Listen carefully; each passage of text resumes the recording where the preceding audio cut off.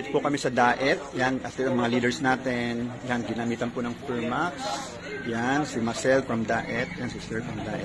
The testimony namin po, yan, si Sir since birth po, hindi nakakarinig. Pinahira ng Firmax po ng mother. Si mother mismo, nakarinig po siya. Yan, testing. Can you hear me? Narinig mo ako? Narinig mo ako? Narinig po ako. Okay na? Oh, kasi yung pagsasalita niya, hindi pa siya sanay eh.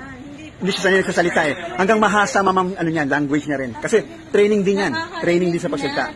Importante nakakarinig na siya. Tapos ang training na lang ng sasalita. Kasi hindi siya nakakarinig talaga. Wow, yan. Sinanay na nagsabi po na hindi pa nakakarinig since birth. Ma'am, magkano po ang nagastos sa doktor? Ang mahal din po, di po ba? Opo. Ang mahal po ng hearing aid, di po ba? Nasa magkano po? 25 ang. Oh. Eh yan po, sampling lang. Ma'am, okay na ba? Okay na ba? Sampling lang, nakarinig na anak niyo. Sinampulan lang. Ayan, yan, thank God. Because, yan, thank God. Kasi dininig ng Diyos ang panalangin nyo. Opo, yan, very thankful po sila. Yan, thank you very much po.